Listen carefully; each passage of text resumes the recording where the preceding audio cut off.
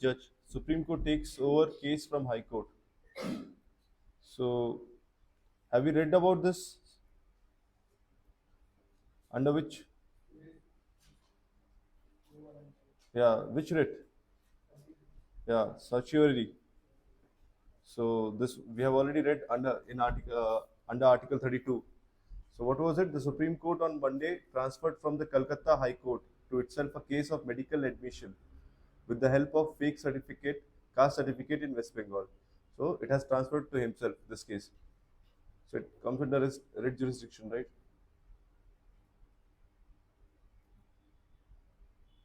Certiorari or something, right? Next, Soren untraced as ED team visits house over land fraud case. So this he's I think Jharkhand CM. So against all the non-BJP government, there's a case going on right now. There's ED team or CBI.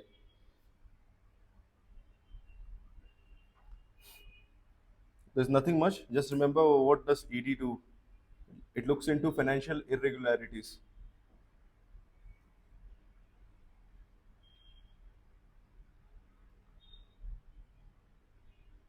Okay,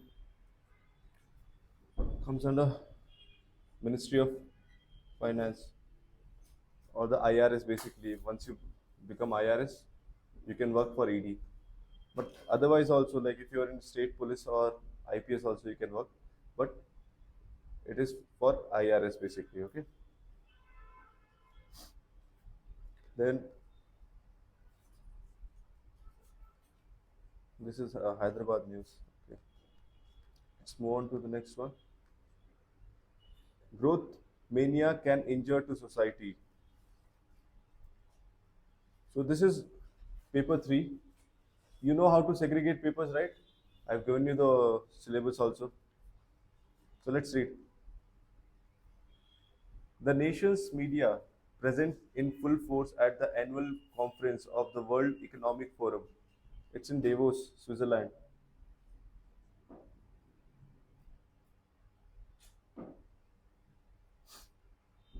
Dutifully relied back to India's sound bites uttered by the allies of the world giant corporation. Among these was a laudatory statement by the World Economic Forum president that India was a 10 trillion economy in the making. So how much is this? What is the size of the India right now? Around 4 trillion economy. So by 2047 we are planning to become 15 trillion to 30 also if things are good, but 15 minimum. This is the most recent of a spate of production on the future size of the Indian economy. At least it can be said that for them that it is India's own leaders who were the first to make this. Thus, in 2019, upon returning to office, Prime Minister Narendra Modi said that India aimed to become 5 trillion economy by 2024. So right now we are at 4 trillion because of the COVID and other scenes also, which would have been the end of his current term. That this has not materialized as yet has not deterred other political leaders from making predictions of or expressing an aspiration for a 1 trillion economy for their state. So even the states are saying that we'll also become 1 trillion economy. Country will become 5 trillion and state wants to become 1 trillion. So who are the states? UP, Tamil Nadu. Though these leaders represent political parties with widely differing social agendas and ideologies, they seem united in the economic goals. From Davos to Lucknow and Chennai, never before has growth dominated the economic agenda in democracies.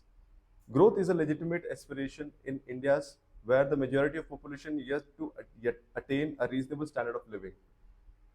We understand that we have a growth, but when I was teaching economics, I said like we have a jobless growth. It is not equitable. It is not inclusive. This is the problem of our economy. So this article is all about that. Okay, we are seeing growth, but what the problem is, we are seeing that only what was the Oxfam report and the inequality report we have discussed. The 10% are making 70% of the money. The revenues, the 10% owns 70% of revenue, and the rest 50%, the base they earn only 10% of revenue. So you see the difference.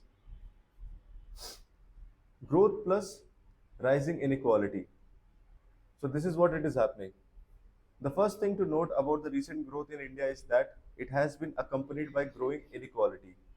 It is important to recognize that this trend is not new.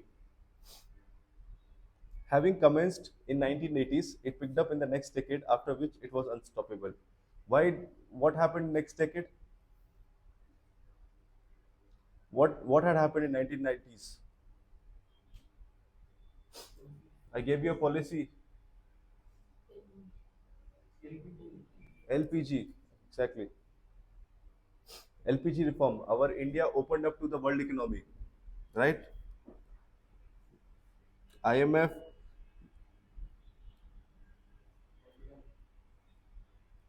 structural adjustment programs. Remember this. So it was in 1990s. After that, we have seen growth, but this inequality increased more because some people who were ahead, they started making money, but not everyone. Okay, it picked up in the next decade, after which it has been unstoppable. It has by now reached level that makes India one of the more unequal society in the world. With government agencies appearing reluctant to supply data, it is difficult to provide precise estimate of this inequality. But the world's leading inequality researchers are very likely right in describing India as a poor country with an affluent elite. World Inequality Report 2022. Write this. You can mention this in your answers. This is even paper 2. Poverty is a topic in paper 2. World Inequality Report 2022 it says India as a poor country with an affluent elite. Still they call us poor. I have even discussed you what was the national income of India, average national income, around 1 lakh. So now I have seen the data. It talks about like it's around 1 lakh 20,000. Not much of a difference, right? 20,000, 1 lakh 20,000. What it is? But we have world's richest persons also among the richest. Talk to Adani, Ambani, Tata's, Birlas. But see the average. It's just 1 lakh 20,000 yearly average. So that comes up to 10,000 rupees. Every Indian is earning just 10,000 rupees according to that. That is very less, right?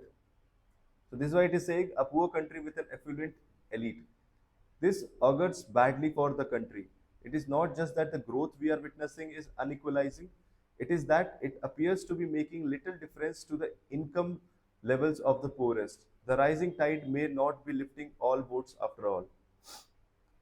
Rural wage rates. Let's see what's happening there. A simple exercise would cast light on how unequal recent growth in India has been. I rely on what is one of the most reliable source of data on wages, that on rural wage rate published by Labor Bureau. So this is PT. Who releases rural wage rate? Labor Bureau. Write it.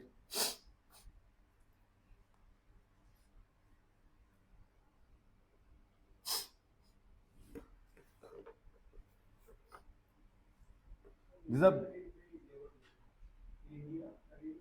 yeah. These are based on actual market quotation rather than responses given to survey. Also, unlike data gathered from income tax record, which have values in determining the distribution of income, the wage data can convey information on the level of living at the bottom of the pyramid. A weakness of the Bureau data, however, is that it presents data on wages of male workers alone. So it does not count women. So that is again bad.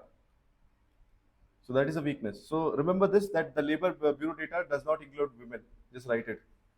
It just talks about male.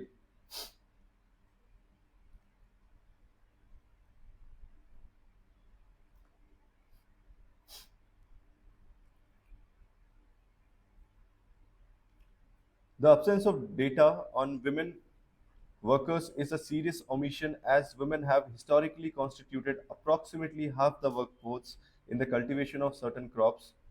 We are left to assume that the agriculture wage rate for women has moved alongside that of men, so that we may rely on the latter alone.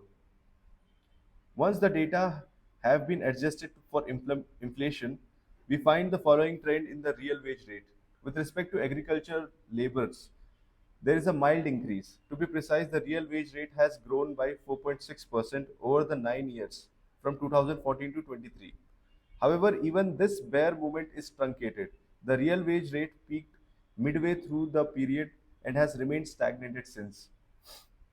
So what like the minimum what Manrega offers is 15,000. That itself is very less. Nevertheless, it is higher on average since 2014.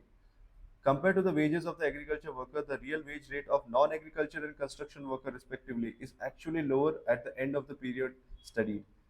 The sixth economic census of India reports that 51% of the employed are in rural India. So again, this is the data, right? It's a 10-year-old data, but still relevant because this is done by the government itself.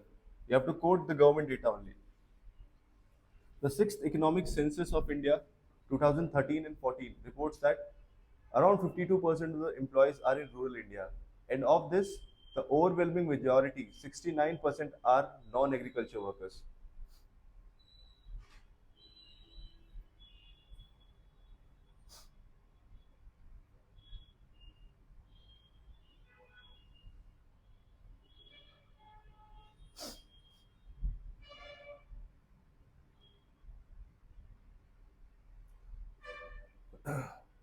This implies that for about 35% of India's workforce, real wage have not grown since 2014. So even though there is a growth of the economy, per capita income at the bottom of the pyramid is not rising. Even for the section of rural workforce for which data show an increase in the real wage rate, the increase is dwarfed by the growth of per capita income in the economy as a whole. So I've already said like it's around 1,20,000 only. But see the size of our economy. We are the fourth largest, right? Or fifth largest, I think. Fifth largest. Being a fifth largest economy, but still see the per capita income. Over the period of 2014 to 23, real per capita income in India has increased by 37%, while the real wage of agricultural labor has increased by less than 5%. So this is again very bad. Why inequality does matter? Should it matter to us that the growth in India is unequal? We can think of at least two reasons why it does. First, as has been carefully documented, unequal societies are subjected to worst form of social pathology. This range from violence to disease and mental health disorder. The rich are not immune from the pathologies, for they must now build moats around their urban castles to protect their riches, which is what the gated communities of India in effect are. Second, inequalities stand in the way of achieving collective action at a time when it is most needed. It does so by lowering trust between groups, for they stand differently in their valuation of some public good. Think of India's challenge at achieving total sanitation, which is what the Swachh Bharat mission aims for. The rich, who have all their basic needs and more met, want clean public spaces. So this is the demand of rich, that they need public places to be clean. While the poor, whose basic needs are unmet, are not as motivated to contribute towards this. Because poor, they have different things to deal with. The persistence of open defecation, which reflects an unwillingness to shift to practice that contributes to a greater public good, is an example of this. Inequality can defeat attempt to build public good in spheres as diverse as conversation of natural capital and urban waste management to lowering the threat from climate change. For those excluded from economic growth have less of stake in this goal. However, whatever its effect, the reduction of inequality ought not to be seen merely in terms of its instrumentality in overcoming some of our most pressing challenges. India is a democracy, as the Prime Minister constantly reminds us, and it is not in the spirit of democracy to have such divergent economic outcome. India has not historically given enough space in its economic policies to the gross inequality of opportunity across its population. If at a time of already unequal distribution of income, the preoccupation of political party is how to maximize the size of the economy, it is unlikely that we will ever bridge the gap. So this was basically he's trying to say here is if we are growing, but it's a jobless economy. It is not inclusive, right? It is not sustainable also for a long time. So I have mentioned here, you can write this. How can you tackle this issue? We need to invest in capital, human capital and social capital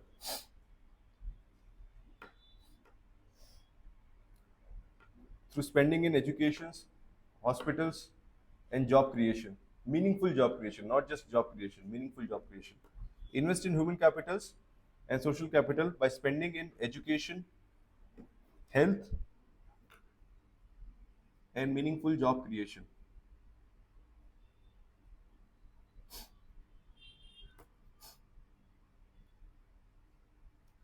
India is a welfare society, it's a welfare country, and even the DPSP 39B and C talks about it to reduce inequality.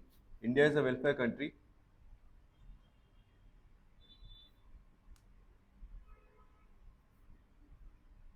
and even the DPSP article 39B and C talks about it, that is to reduce income inequality or concentration of wealth.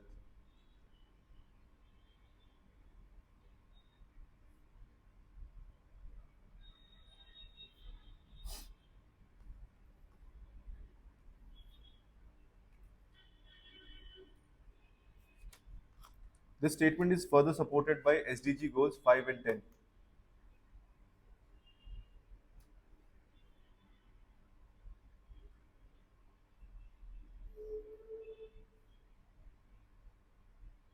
So whenever you give any way forward, always try to make sure that you try to put in all the constitution acts or articles or this SDGs, because SDG is like global goals. It's not just one country's goal. Okay. Then the last one is financial inclusion in the form of Jandhan Yojana, Jam Trinity, Aadhaar Mobile. It's a way forward. Labor code codified into 4 laws.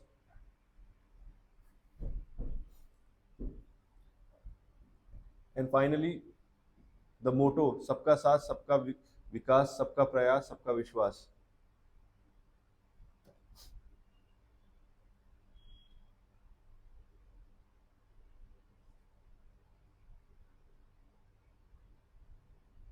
So I have discussed about financial inclusion, right? How does it help? It helps both the side, for the government also, for even for the people. For the government, they can collect taxes, but for the people, social security,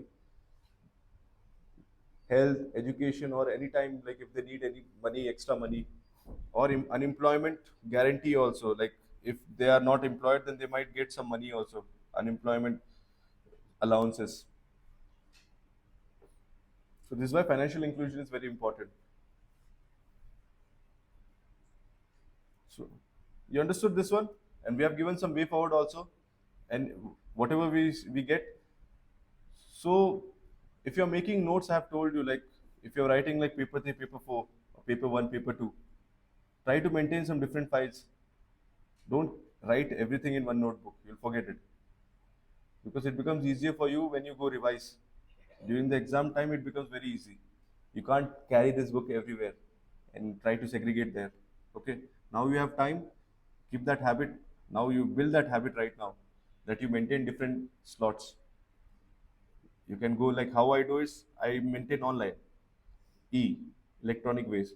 If you're maintaining on notebooks, maintain 4 different notebooks. It becomes very easy for you in future. Okay.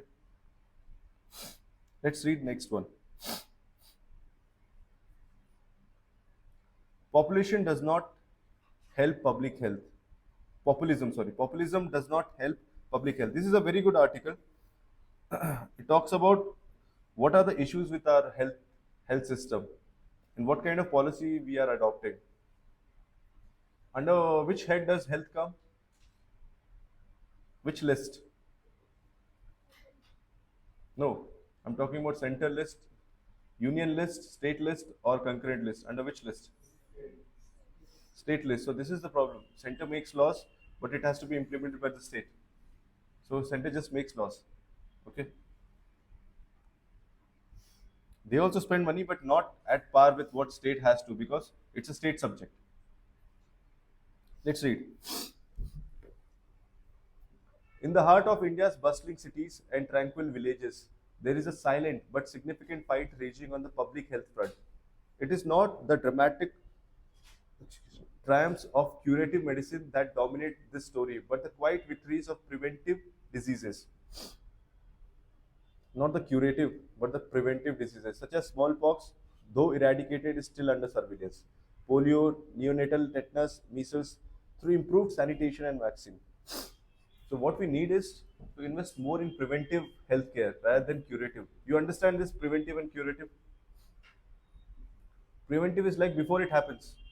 Curative is like it has happened and now you're curing it. Now I'm ill, I'll take a tablet. But before that, preventive steps, what I can do is maintain my hygiene, right? That is preventive. Okay. These are unsung wins where the absence of illness speak volume. Yet in a democratic setup, leaders often chase tangible achievements and inadvertently or otherwise overlook this vital preventive efforts. In particular, political leaders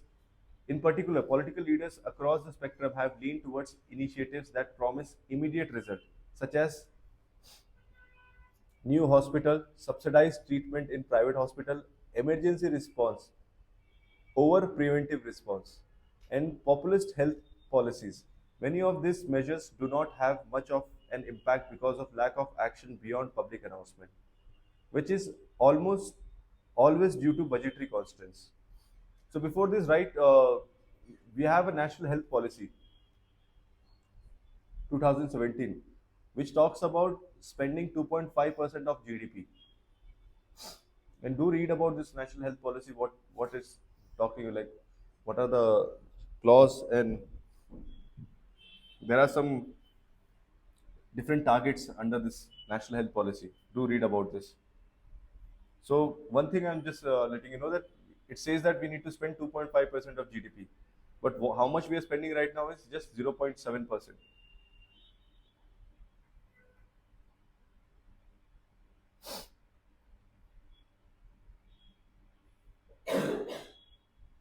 Many of these measures do not have any impact on much of an impact because of lack of action beyond public announcement, which is almost always due to budgetary constraints. But even before being implemented, the schemes and the focus of our leaders on them divert attention from critical areas such as sanitation. So these are the things where we need to focus. First is sanitation, disease surveillance, and public health education, which are important to maintain population health and prevent disease outbreak. We need to work on preventive rather than curative. This is what it is. And last year also in the prelims, there was a question on this. Like, do we spend money on preventive more? Like, do we spend money on preventive or not? There was a question on this head. Let's take a case of dengue. Consider the story of a dengue, a disease that has only symptomatic treatments and no definitive cure. When cases surge, political leaders often mobilize the state machinery to set up immediate relief camp at the expense of long-term strategies such as understanding vector bionomics or developing effective vaccine. So what we do is whenever we have any upsurge, we'll try to cure that. That's all. This is what it's trying to all saying, right? You understand it? Like, can you understand this? What is curative and preventive? We need both. Yet dengue stands out as a classic example of prioritizing immediate response over sustainable prevention. Let's see. The focus on providing emergency relief also sidelines the availability of public attention for the root cause of dengue and its long-term prevention, and the research required in vector control, vaccine development, and improvement in public health infrastructure. This is also very poor in India. As a result, the current approach fails to prevent future outbreak and strains the healthcare system.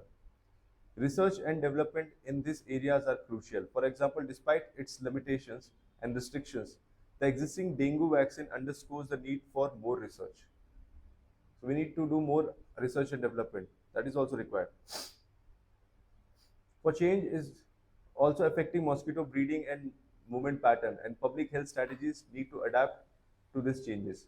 To borrow an idea from the architecture of Indian judicial setup and also the space program, healthcare will benefit from being separated from political process. So they are saying populism is like the whatever the government or the leaders they come and say, right, we'll build aims, we'll build that. That is that is the meaning of populism. So they're saying separate politics from health, like how you have done it for judicial and space program. This is why they are performing well. Public health decisions should be based on scientific evidence and long-term goal rather than short-term political interest. Okay. This separation will ensure public health policies are driven by data and expertise, not electoral cycle. You can write this. Civil servant Joseph Bohr's insight from 1946 into the economic and human cost of neglecting preventive health measures still rung true.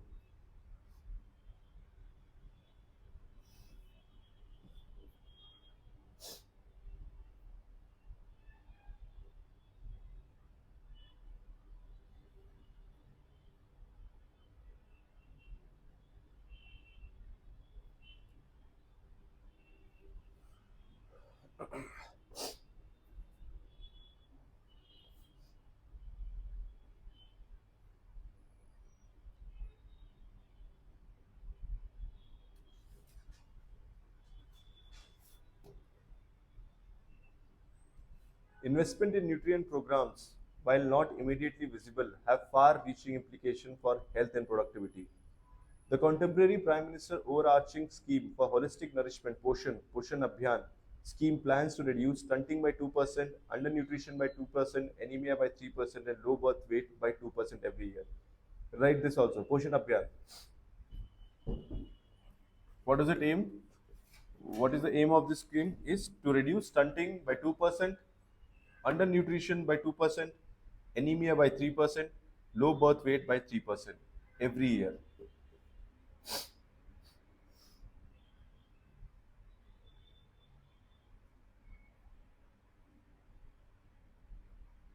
This whole article you can write it for your essay also, because the examples are so good here. You can talk about, see, this is how you have to do this one anecdotes. You have to compare two situations. So you can talk about the dengue situation in India, right? If there's a question on prevention is better than cure, then you can actually talk anything, whatever they have written here.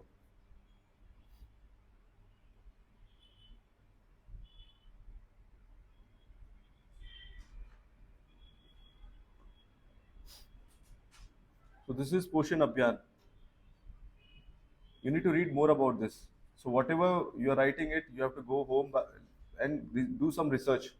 When you go back, do some research whatever you are studying in the class. So for your help today, what is stunting? Write it. Stunting is low height for age. Is short. Definition of stunting. Stunting is low height for age. What is wasting? Low weight for height.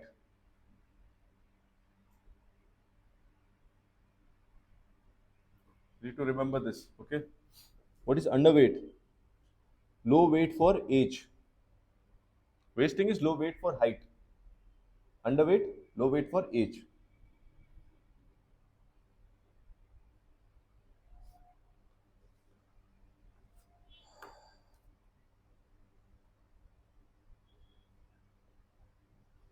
And malnutrition. It can be both under and over. Malnutrition, it can be because of both undernourishment and overnourishment. That is nutrient uptake.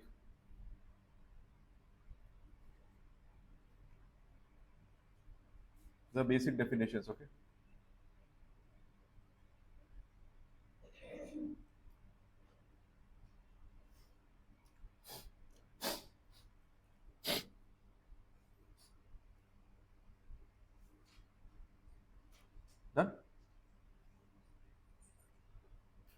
So let's see. Now it makes more sense. Stunting by 2%, undernutrition by 2%, anemia, you know, right? Okay, and low birth weight by 2%. Write this also. The fifth National Family Health Survey.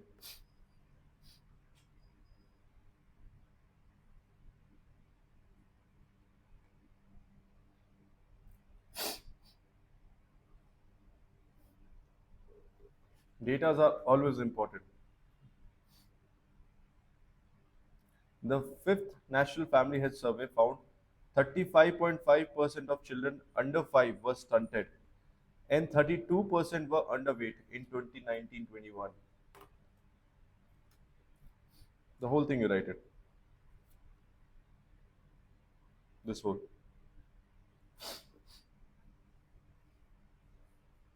The prevalence of anemic children aged 6 to 59 months increased from 58 to 67% and 54 to 51% among women aged 15 to 19. So even the anemic issue, anemia is a big issue.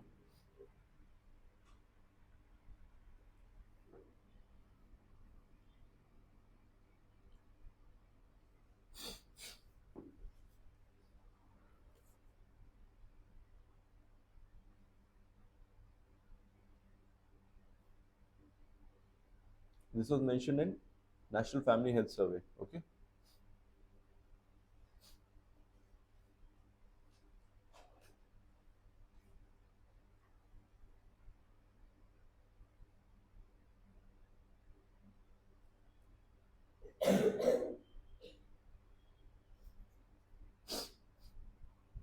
Done. This disparity between prevalence and policy targets highlights a significant gap in public health effort. The influence of the pharmaceutical industry in public health is undeniable. While the instrumental in while instrumental in advancing curative medicine, its profit-driven nature often sidelines such areas such as public health. For instances, despite having the same medicines to fight tuberculosis, India reported 21 lakh TB cases in 2021, an 18% increase from 2020, translating to an incidence of 210 cases per 1 lakh population. In contrast, the US reported only 8,000 TB cases in 2022, about 2.5 cases per 1 lakh. So this is the difference. This disparity is not merely a matter of availability of medical treatment, but is deeply linked to socio-economic factors such as poverty, sanitation, and overcrowding. Right? No, if you just provide medicine, that won't help. You need to work on this, all these factors also. As a result of poorly organized urban housing prevalent in India, okay, this is also important. Okay, what is the real problem? The poverty, sanitation, overcrowding. Some gaps. Behavioral change is key to managing public health challenges. Yet it can be challenging in political environment influenced by populist tendencies. The absence of specialized course such as public health engineering in India's educational institution. Yeah.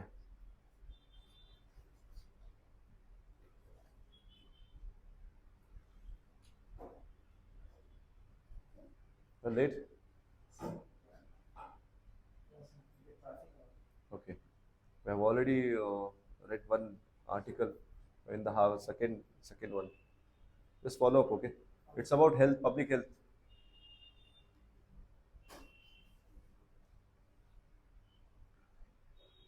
Such as public health engineering in India's educational institution points to a gap in the multidisciplinary approach required in public health management.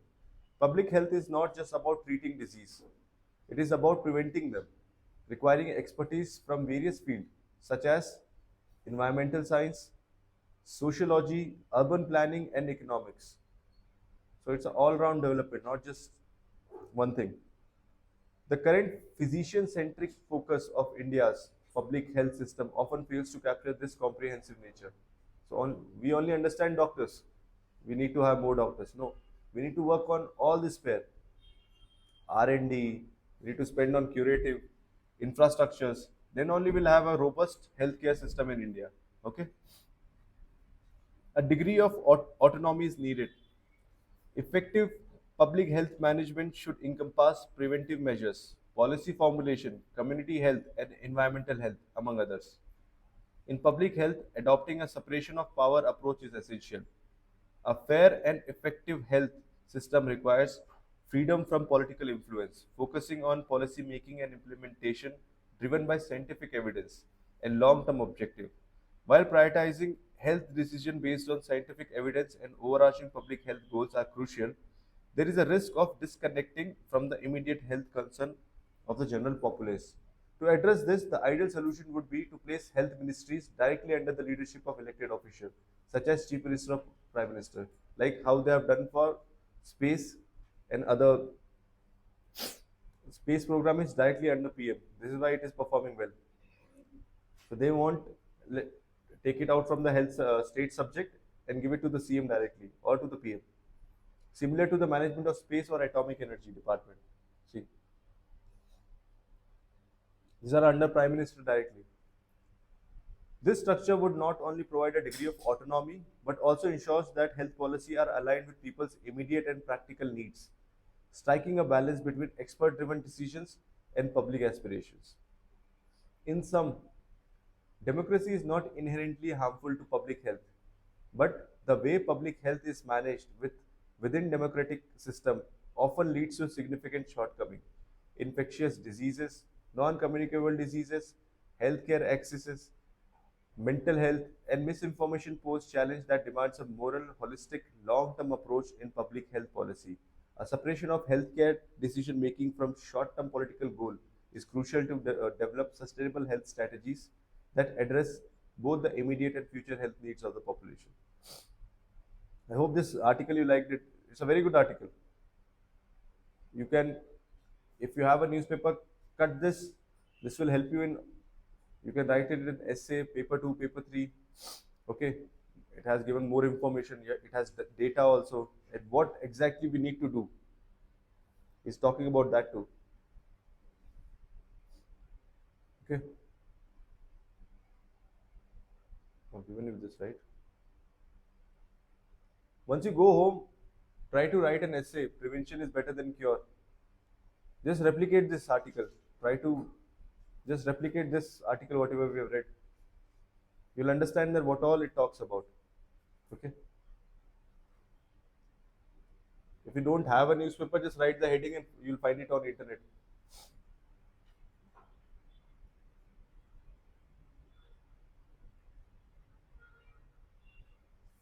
Populism does not help public health. But certain things you know right now. Health is a state subject, and under national health policy, 2.5% of GDP. It has been said that we need to spend more around 2.5% of our GDP. But how much are we spending? Yeah. In this definition, stunting, wasting, underweight, malnutrition. Okay, it can be asked in prelims match. So you need to know the definition. Okay. Then again, this is like early nutrition. Earlier, that article was about health. This is about early nutrition impacts cognitive development. Stunting irreversibly affects not just the height, but also the cognitive development of child. What is stunting? Low height? Yeah. While the long-term impact of early childhood stunting on educational level is recognized, the process by which it results in lower educational achievement, particularly in low and middle income countries, are not well understood. Challenge in researchers. A significant challenge in research on the effect of early human capital investments such as nutrition on cognitive development is their focus on specific cognitive achievement tests. For instance, stunting might influence learning outcome due to behavioral factors such as delayed school enrollment rather than purely cognitive deficit. This can happen, right? If he's stunted, he might not be sent to school, thinking that is not appropriate right now to send him. NCRT National Achievement Test. Uh, this you write it.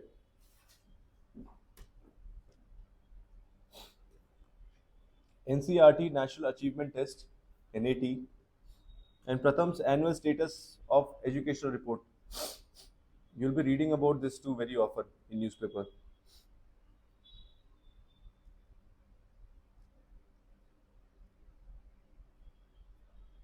Also looks at the status of children enrollment and learning outcome only.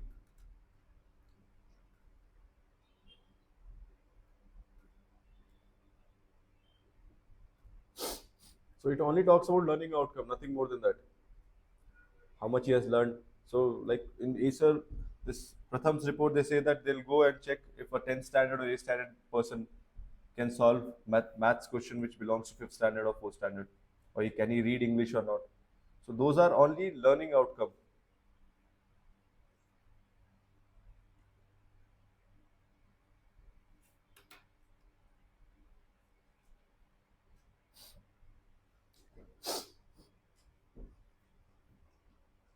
However, a study by Sanchez et al. To 2024 in World Development examines the link between early undernutrition and four key cognitive skills developed later in childhood: working memory, inhibitory controls, long term memory, and implicit learning. So, in short, it's trying to say that if a child is a small child under 5, he should be fed well, nutritious food, breastfeeding. So, we'll see what all it says. India is addressing stunting in two ways. First, it is in Poshan Abhiyan, right?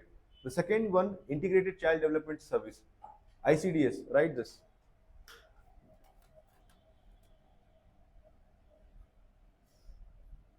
Ministry of Women and Child Development. It comes under that. This is also very important. ICDS. Under this only we provide midday meals and all.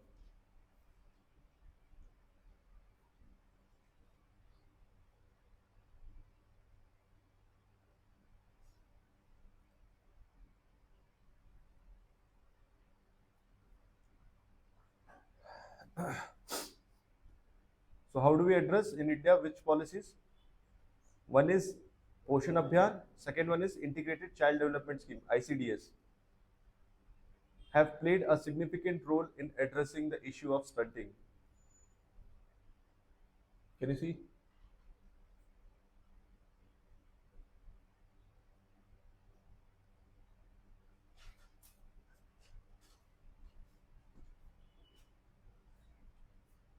With the objective of reducing malnutrition in districts with the highest burden, Poshan Abhiyan focuses on enhancing the utilization and quality of Anganwadi services to ensure holistic development and adequate nutrition for pregnant women, mother and children. Second, studies include those of by spares found that improved sanitation reduces the incidence of diarrhea and stunting. Even sanitation helps. Sanitation is directly or indirectly connected to health, right? It's a circle. Investment in clean water and sanitation infrastructure are crucial. India has been addressing these with Jal Jeevan Mission and Swachh Bharat Mission. We have read about Jal Jeevan Mission, right? There was an article.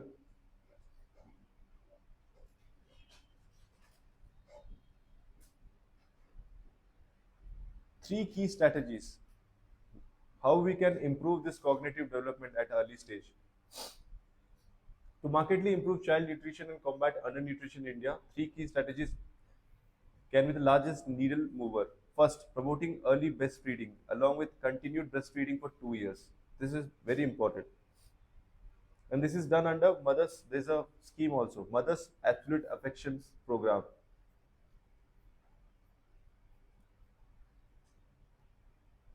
where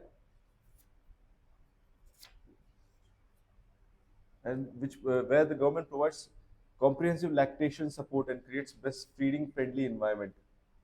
So this is MA, in short they call it, Mothers Absolute Affection Program.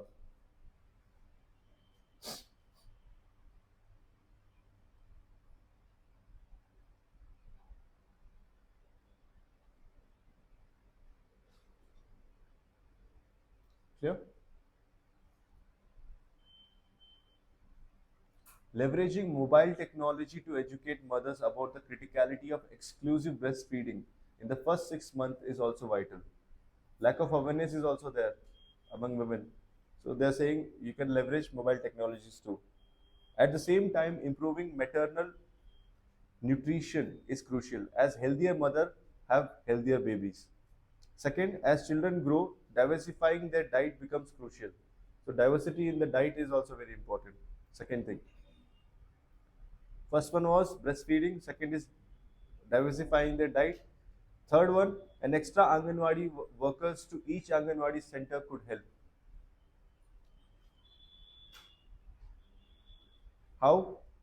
Studies, including a randomized trial in Tamil Nadu, have shown that extra staff could double preschool instruction time and improve math and language scores and reduce child stunting and severe malnutrition. Because this Anganwadi, in Anganwadi they provide food also, right? So this was again a very good article for early development of child. Is where is it mentioned? Is it mentioned in fundamental rights, DPSP or fundamental duties? Early childhood development or early childhood education. Which article?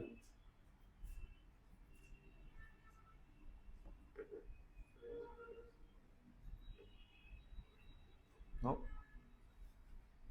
no. 45. Okay.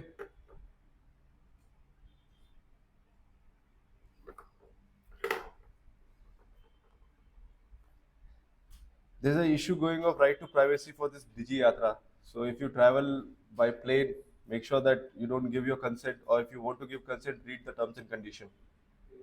Digi Yatra, okay? If you're like if you're planning to travel by plane, there's a faceless system like without your boarding pass, you can directly enter by showing your phone. Digi Yatra. So they have accumulated a lot of data. So people have not got to know that they are actually signing the consent if you press OK. In very small letter, it is written terms and condition. So that is the problem right now. So we are not reading this news, just it is under right to privacy. Remember this. ED questions Lalu for over 8 hours in land for job case. So again, he's under scan.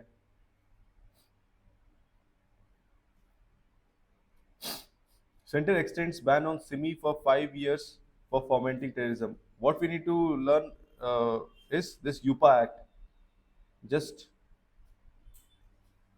Unlawful Activities Prevention Act, UPA. So it has amended. It got amended recently. Now even an individual can be banned under this. He can be declared as a terrorist in India. UPA. Okay. Earlier it was only for a group or a system, but now even the individuals.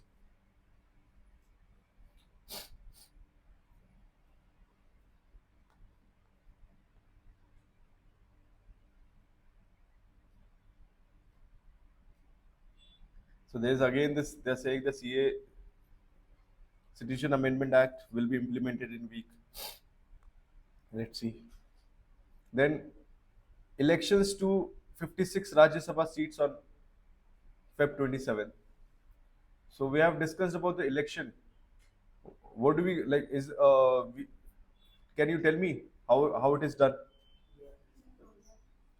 It is for how many years? Like if you get selected for Rajya Sabha, 6 years, and you have to vacate the house every. So and how many people vacates? One third. So it's a permanent house. You remember this, right? So this is why again 56 people are getting elected again, and it is an indirect way or direct way? Indirect, right? So you remember now, okay?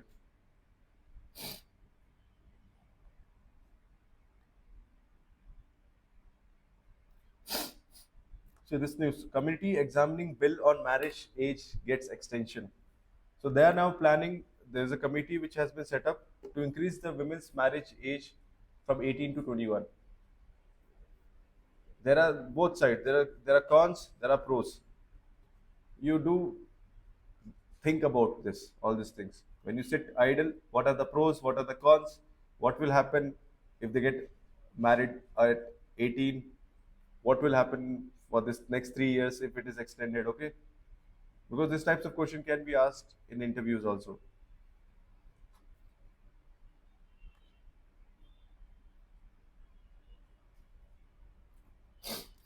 Foreign Secretary arrives in Bhutan amid focus on India's neighborhood. So we have a neighborhood policy and we have a Gujarat doctrine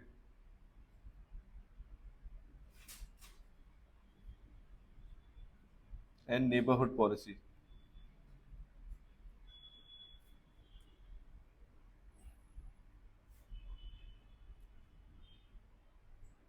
And we also have an extended neighborhood policy, which are not immediate to our country, like Singapore, if we take this side, Israel. So read about this. If time permits, I will give you notes about this. Otherwise, do read about all these things. Just write it. This comes at the paper too, and it's all are important for your understanding. Okay.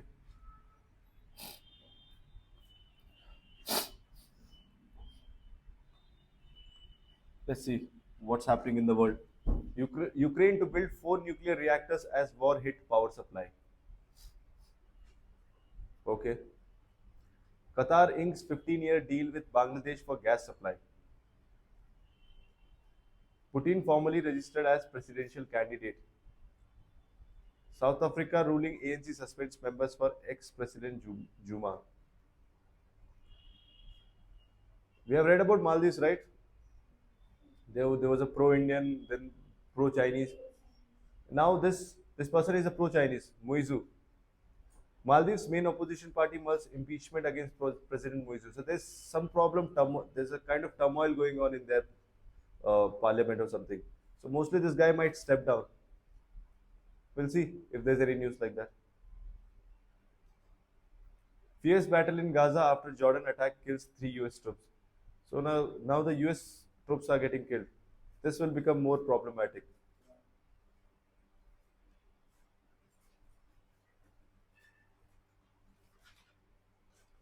Finance Minister says economic likely to grow closer to 7%.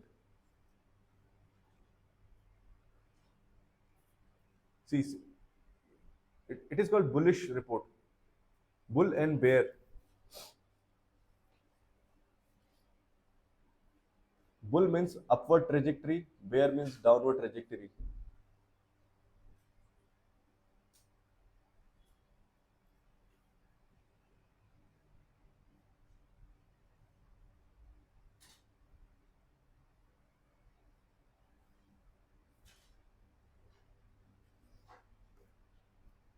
Okay. CEA says 7% growth when the world struggles to grow 2% is better than 8 to 9 growth when the world grows at 4%. If you look at the world's growth, it's just 3 to 4%. We are growing at a steady level. 7% is a good growth. But again, we read an article. So growth should be inclusive. Okay. Everyone should have the piece of that pie. Not just the rich should become richer and poor should become poorer. Nothing like that. So for that, we have many policies also. I've given you some.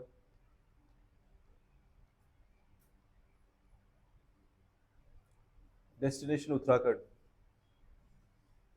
Uttarakhand tourism policies, MSME policies, local economy, empowering startups, single-use plastic ban policies.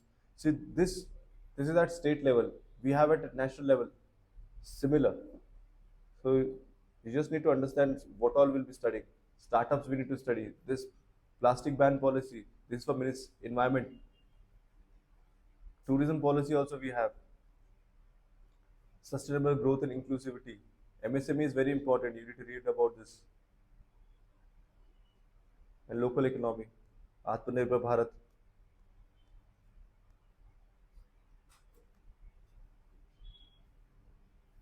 Meghalaya in the process of building a vibrant sport ecosystem. This is what they're building right now.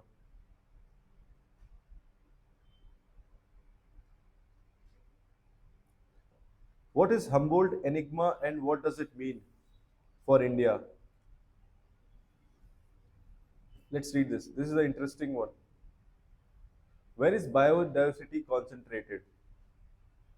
Explorers and naturalists have been asking this question for centuries. Many have also been curious why some areas are more biodiverse than others. One of them was Alexander Humboldt, a polymath who recorded observation on various natural phenomena across the field known today as geography, geology, meteorology, and biology. Once, when exploring South America, he recorded the distribution of plants on a mountain. He also noted how climates were similar across various mountains in different parts of the world. But where specific feature occurred on a mountain varied with elevation. With every elevation, you'll find different kinds of vegetation. That would be dealt in NCRTs. You will remember mosses and ferns, like taiga. So different types of vegetation you'll find at different heights. Okay. From his various studies, Humboldt suggested that there was a relation between temperature. So, what was the relation between temperature, altitude, and humidity on one hand, and occurrence pattern of species or their biodiversity on other? His example of choice was of Chimborazo Mountain in Ecuador. Remember this. Where is this mountain? Write it. Chimborazo Mountain in Ecuador.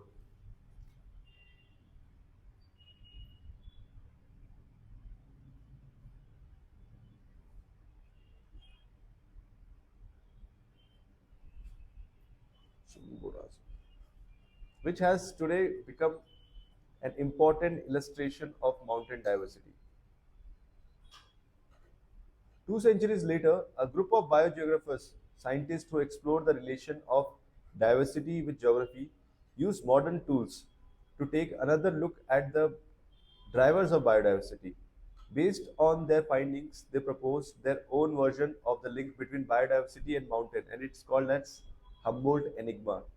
Enigma is something which cannot be solved. The meaning of enigma. Okay. What is Humboldt Enigma? The world's tropical area receives more energy from the sun because of the Earth's angle of inclination. So the tropics have greater primary productivity. This is again PT. For prelims, this is important. Why tropical area has higher productivity? Because it is inclined, and this is why they have higher, greater primary productivity. Which area has greater primary productivity? The tropics. Okay, which then facilitates greater diversity. More ecological niche become available, creating more complex ecosystem and greater biological diversity. If you go to the equatorial areas, you'll find from small tree to a big trees, because there the diversity is maximum, and this is the reason. Okay. The proponent of Humboldt's enigma have held that Earth's tropical area by themselves don't contain all the biodiverse regions, that many areas outside the tropics are highly biodiverse. These places are mountains. Indeed, while we expect diversity to decrease away from tropics, usually the thumb rule says that it should decrease. Mountains have been an important exception. This is an essence of Humboldt enigma, but scientific evidence have been hard to acquire, requiring the use of complex analytical methods and large data sets of various taxonomic groups, and even then remains as incomplete exercise. A simple way to think of Humboldt enigma is in India is to consider the biodiversity in our tropical areas. South of Tropic of Cancer passes through Madhya Pradesh and Chhattisgarh. You know, Tropic of Cancer equator, Tropic of Capricorn. Yeah, this is very important. Okay, for the geography optional, or even for the GS1, if you have to draw a map, we need to show all those things. These areas are supposed to be more diverse in the country. The Western Ghats plus Sri Lanka biodiversity hotspot lies in this zone. So these are the two hotspots, Western Ghats and Sri Lanka. We have two hotspot biodiversity hotspots, Western Ghats and the Himalayas. However, the Eastern Himalayas are much more diverse. Some scientists have even suggested this part of the mountain range is the second most diverse area of perching birds in the world. For river birds, the Eastern Himalayas may be the most diverse.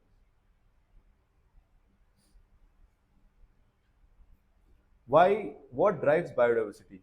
The history of Earth, its geography, and the climate are the main drivers of mountain diversity.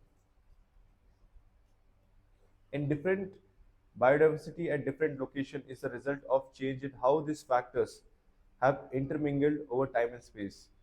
We know mountains host two processes that generate biodiversity. First, geological process like uplift results in new habitat where new species arise, so the habitats are cradles. Second, species of some climatologically stable mountains persist there for a long time. So orogenic processes, mountain building processes helps in all these things. Coastal tropical sky island, mountains surrounded by lowland, like the Sholas Sky Island in Western Ghats, are a good example. Here, old lineage have persisted on the mountain tops as climate and habitat fluctuated around them in a lower elevation. This is the reason some of the oldest bird species in the Western Ghats, such as Sholicola and the Monticicla, are housed on the Shola Sky Island. The northern Andes range, including Chimborazo, is considered the most biodiverse place in the world. So I think this is clear that it's just not in tropics. Even in mountain, we have biodiversity. And the reason is also mentioned. The history of the earth, its geography and the climates. They are the main drivers. Okay.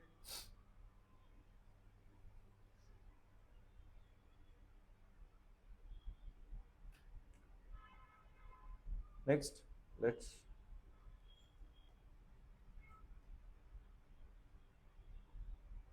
this is important. The share of Indians still using biomass for cooking, 41 in percent. Write it.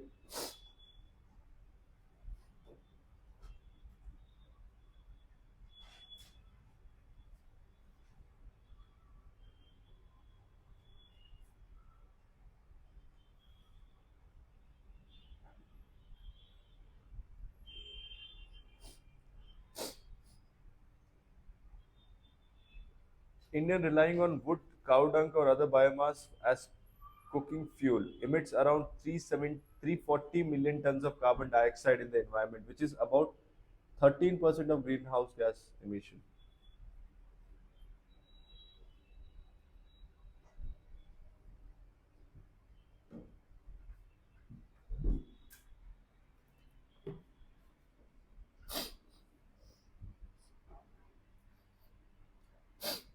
So government had planned to give LPG connections under Give It Up campaign, but still we see that 41% still use wood, cow dung, and other biomass. This is bad.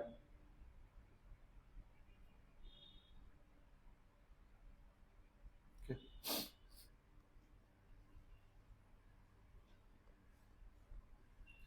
We already discussed the pros and cons of election, simultaneous election, right?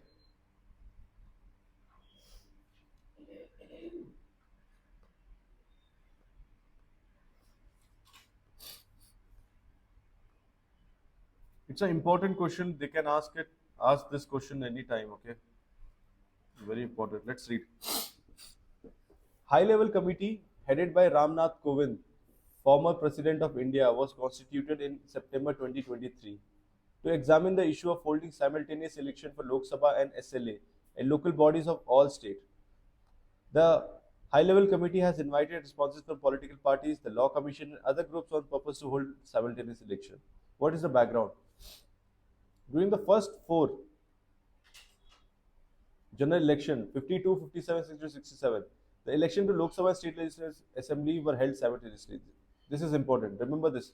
I've told you right till 67, 1967 we had simultaneous election.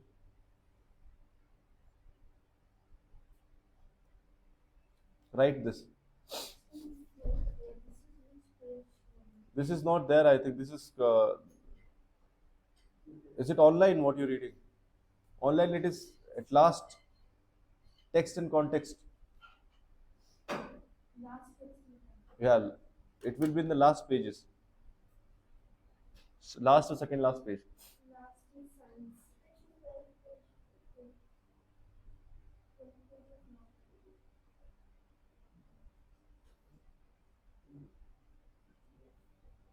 Not there, huh? Then write it. Just write the information whichever it's I'm marking. So the for the first four general elections, we had simultaneous elections, 52, 57, 62, 67. But however, due to subsequent premature dissolution of Lok Sabha on 7 occasion and the premature dissolution of Legislative Assembly on various occasion, the elections to the Lok Sabha and various state assemblies are held at different times. They got so this was the problem. They got dissolved prematurely, like before completing their 5 year term. And this time we were facing a lot of issues. 1962 to 67, we had a war with China, we had a war with Pakistan, and there was famine in the country. Okay,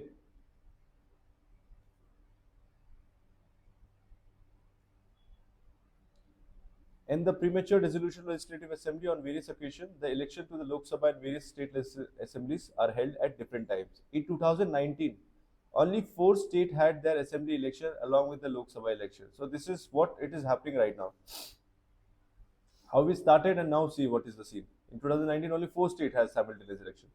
The idea of simultaneous election has been mooted in the past by Election Commission and Law Commission also. So this idea was already, was in the vogue that time in 82 and 99. Election Commission has also suggested and Law Commission has also suggested. Okay, let's see. What is the case for simultaneous election?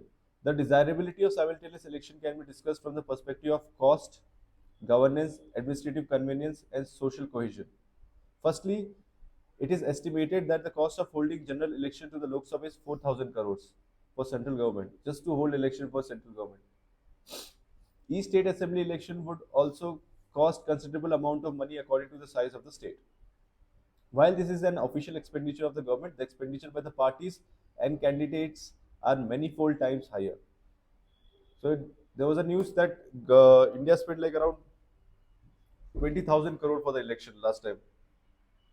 That's a big amount. Simultaneous election would entail a reduction in the cost. We have read about this, right? First thing, what is the advantage of simultaneous election? It will reduce the cost. Secondly, there are at least 5 to 6 state elections that happens every year. This results in political parties, including minister, being in permanent campaign mode, which acts as a hindrance to policy making and governance. Further, the model code of conduct we have discussed, right? That is enforced during the election process ranges usually from 45 to 60 days, where no new schemes or project can be announced by the center and state government. During this, no new scheme can be announced. So it breaks the government machinery. Government cannot actually function well. No policies can be brought in. Third, administrative machineries in the district slow down during the election period, with the primary focus being to conduct election. Everyone will be pulled in, from a teacher to IAS officer. They'll be working for this election. There are also paramilitary forces that are withdrawn from their location in which they are posted and deployed to the concerned state for the smooth conduct of election. In every election, I like the CAPF, the Central Armed Police Forces. Many companies will go, and they'll be in constant move. And that's the biggest problem among the troop also, because there's no place to stay. They don't get drinking water. They have to be at the helm of state government to provide all the services. Lastly, but very importantly, high-stake elections each year in various states result in polarizing campaign by all parties in order to win election. This trend has exacerbated in the last decade with the advent of social media, thereby creating and deepening the fissures in a multi-religious, multilingual country. So, media, the role of media. Okay. So these are the pros they are talking, like why we should have it. First is the cost. Then the second one, they talked about permanent campaign mode, that the ministers will be in the campaign mode only because every now and then there will be election. Third is the model code of conduct. Fourth, they cannot announce any policies during that time. Fifth, the paramilitary forces will be deployed heavily. Sixth, the social media. Okay, these are the pros and cons we are discussing. Okay, write it in one word, whatever I have said. Okay, this will be easy for you.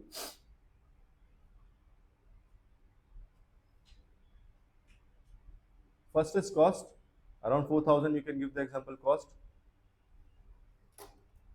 Second is permanent campaign mode.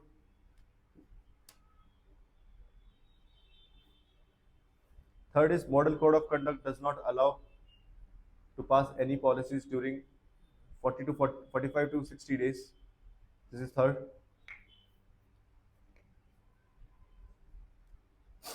Fifth, all the administrative machineries are pulled in to conduct election from teachers to IAS.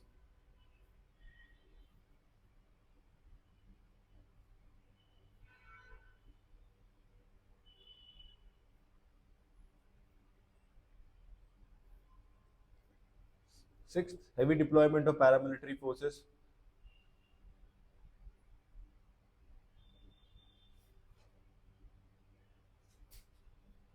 Next one is the role of social media, which polarizes the situation.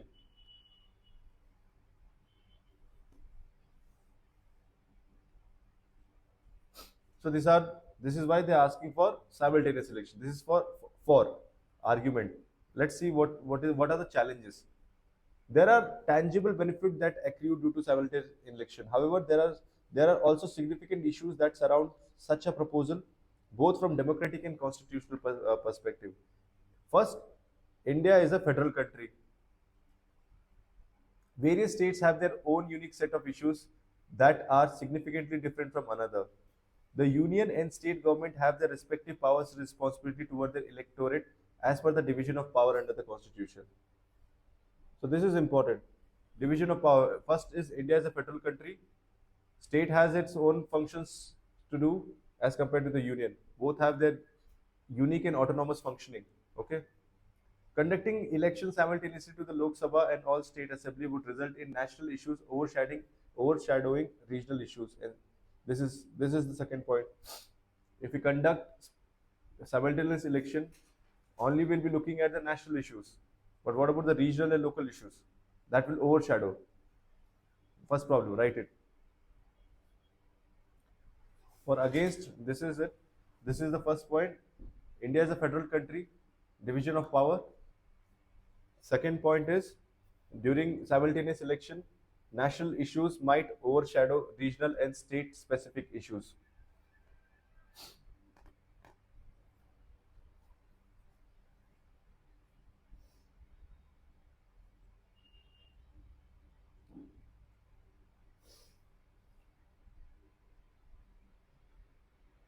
Right? Next, national political parties would have a significant advantage over regional parties on account of this mechanism. True, right? This would be detrimental to the federal spirit of our country, which has been declared as a basic structure of the constitution. Federalism is a basic structure. Election also serves as an effective feedback mechanism for government in power. There have been many policies that have been initiated by various centers and central state government in the past due to such electoral feedback. If elections are held only once in 5 years, it can affect this process. It can affect the feedback mechanism, electoral feedback mechanism. Second point, it can affect the electoral feedback mechanism.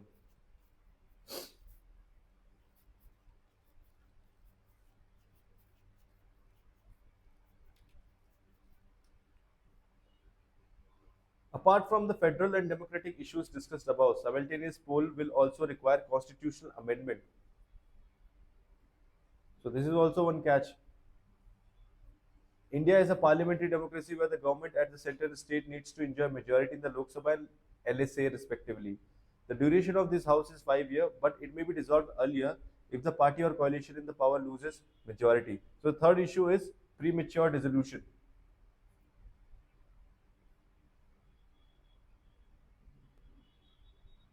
Premature dissolution of houses, be it Lok Sabha or state legislative assembly. Premature dissolution of houses.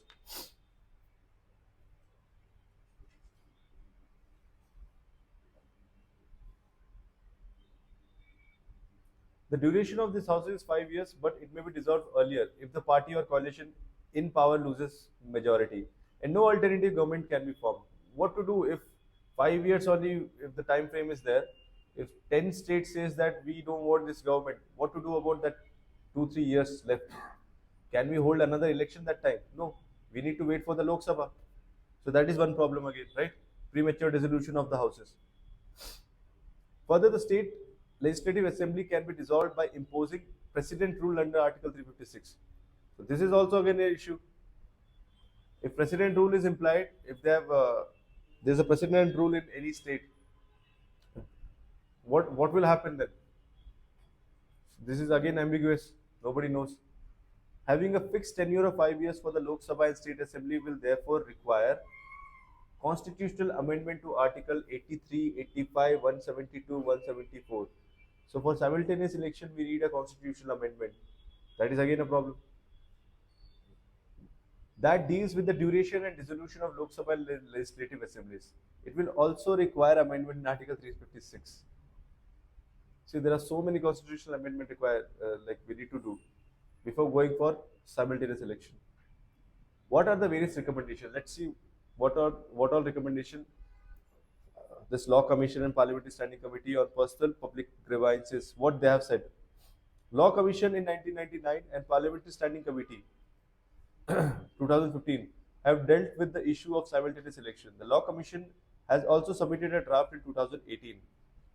The highlights of this discussion and recommendation can be summarized as: an election to the Lok Sabha and nearly half of the state assembly may be clubbed together in one cycle. So they are saying, let's club half of the state and Lok Sabha. First thing. This is recommendation, okay? This is not fixed. So this is first recommendation they have given. While the rest of the state assembly can be held in another cycle after 2.5 years. So they're talking something like Rajya Sabha. Every 2 years, let's do some election. So they're saying every 2.5 years, we'll have an election. This will require curtailing or extending the tenure of existing assemblies that will entail amendment to the Constitution and RPA Act 1951. Any no confidence motion in the Lok Sabha or LSA should be mandatorily accompanied by a confidence motion for the formation of alternative government. So we know that what happens in no confidence motion? If there is no majority, the party will come down. So they are saying there should be another party which should be ready with the confidence motion also, so that there is no political vacuum. This is also impossible. How can you say that? Like how it happened in Bihar now, Nitish Kumar, he broke the coalition and then he again he coalited with this BJP now, right? So this is confidence and no confidence. So that kind of majority we need, right? What if we don't find a majority? What will happen then? If for any unavoidable situation, the Lok Sabha State Assembly is to be dissolved prematurely, the duration of the newly constituted house should be only for remainder period of the original house. This is again impossible. Where we have seen this kind of rules. Remember in PRC, Panchayat Raj, PRI, Panchayat Raj institution, if there is a premature dissolution, if they have completed 4 years, only 1 year is left, they will only work for 1 year. So they are talking something like that now.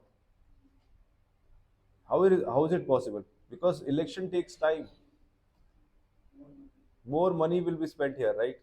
So not practically possible, right? All these things.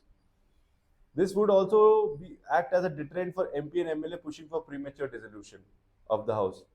Okay, they are saying if they work only for 1 year or 2 year, so the MPs and MLAs will not go for premature dissolution. It would instead encourage the members to explore the possibility of forming an alternative government through feasible realignment. Third, the by-election necessitated by death, resignation, or disqualification of members can be clubbed together and conducted once in a year. It is a whole gimmick, like more complex. Nobody will understand what's happening. Right now, what is happening, it is good. Everyone knows there is election. But what they have suggested, the Law Commission, parliamentary committees, it becomes very difficult. You need to go for a lot of constitutional amendments. It may be noted that parliamentary democracies like South Africa, Sweden, Germany have fixed tenure for their legislature. The election to National Assembly and provincial legislature happens simultaneously in South Africa. So you can give this example. In South Africa, there is simultaneous election, with the president of country being elected by the National Assembly.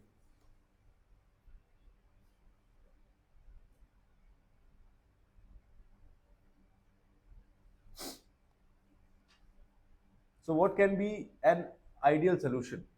There is a lack of consensus among various political parties about the conduct of simultaneous election. The ideal middle ground may be to conduct in Lok Sabha election in one cycle and all state assembly election in another cycle after 2.5 years. So they're saying let's make it 2.5 years for the states. But again, it is impossible. The rest of the recommendation, as discussed in the previous section with respect to the formation of an alternative government in the case of the fall of an incumbent government, the duration of newly constituted house being only for the remainder case period in case of premature dissolution, and the clubbing of by-elections to be held once every year may be adopted through suitable amendments. This will ensure that major benefit of simultaneous polls are achieved without compromising on democratic and federal policy principles. If all political parties are taken into confidence, this may be achieved over the next decade and continue thereafter. Rangarajan R, a former IAS officer, he has wrote this. So pros and cons you understood, right?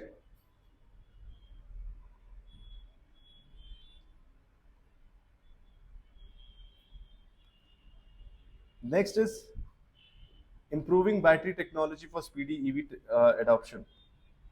So what we use is lithium ion batteries, right?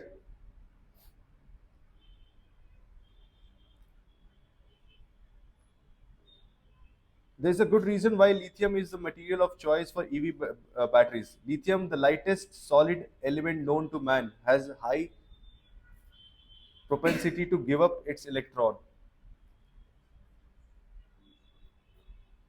What are the issues with Indian batteries? This lithium ion batteries. Batteries are still slow to charge. What do we use? Cobalt and nickel. And 75% of the cobalt are mined from Africa. So let's see how to improve the battery. What does Tesla do? Tesla uses cathode based on nickel manganese cobalt, NMC, and lithium iron phosphate in their batteries. Write this. How Tesla is working, because this is important.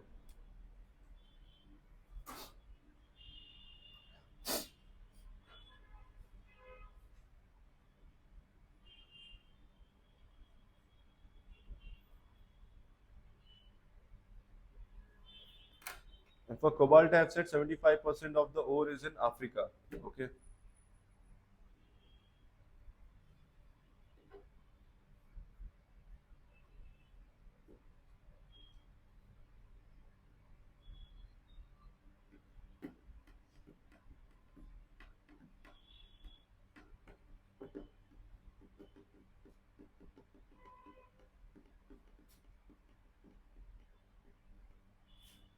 Yeah. This is what Tesla is using.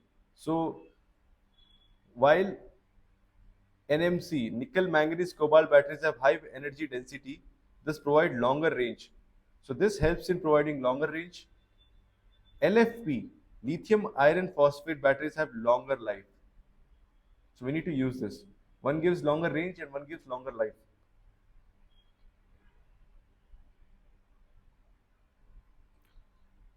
We need to have this battery management system also.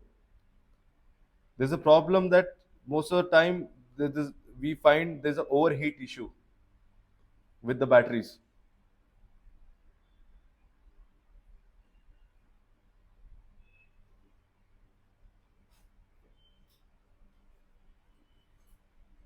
And this paradigm shift, there is a considerable effort being invested in approach that promises quantum jump in battery performance. One such approach is the solid state lithium battery SSBs, which seek to fix two common drawbacks in prevalent batteries. The liquid electrolyte used in EV batteries is highly inflammable. So what we use is right now is liquid electrolyte. So they are asking to replace it with solid state lithium batteries. Replace this with a heat resistant lightweight solid electrolyte. Okay. Need to support startup, research, semiconductor industries. In India need to make it indigenously, but we do not have the raw material. Lithium is, if you see ABC, Argentina, Bolivia, Chile. So these are the triangle: Argentina, Bolivia, Chile. They are the highest producer of lithium. And rare earth mineral and this cobalt, I have already said, 75% comes from Africa. They mine it. And this is why Chinese are investing here more. They are literally giving them some goods and free products, and they are asking them to mine cobalt for them. This becomes a very important material, like raw material. Argentina. In Argentina. Yeah, so we have a deal with this ABC countries, Argentina, Bolivia, and Chile. This is lithium. Okay, remember this. Clear? And we need to spend more on R&D, startups, and semiconductor industries. That's it. Newspaper gets over. Any doubt?